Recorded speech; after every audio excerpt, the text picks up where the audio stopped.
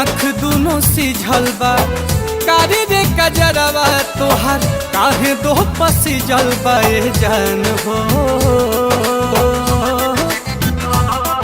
ए जान हो ओढ़नी के कोर भी जलबा ए जान हो ओढ़नी के कोर भी जलबा।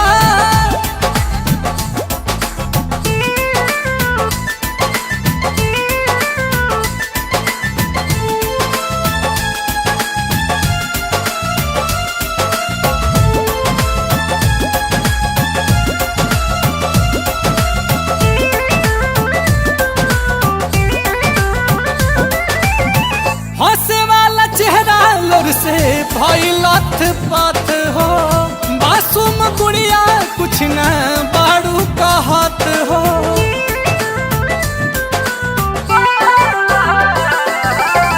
हंसे वाला चेहरा लोर से भइलत पथ हो मासूम गुड़िया कुछ न बाड़ू कहत हो। सुख के समैया काहे तोहरा से रिझल बा लागता कि रोवले बाड़ू आँख दोनों सिझल बा ए जान हो ए जान हो ओढ़नी के कोर भी जलबा ए जान हो ओढ़नी के कोर भी जलबा।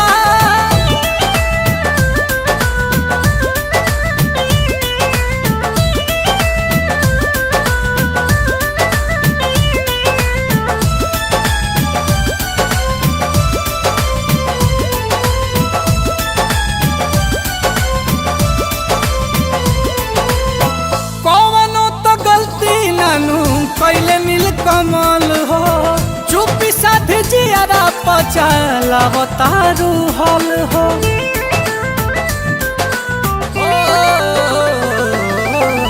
कौनो तो गलती नानू कैले नील कमल हो चुपी साधे जियारा पचाला बतारू हल हो। अखिलेश के साथे तोहार रात कैसन बीतल बा लागता कि रोवले बाड़ू आँख दोनों सिझल बा ए जान हो ए जान हो ओढ़नी के कोर भी जलबा ए जान हो ओढ़नी के कोर भी जल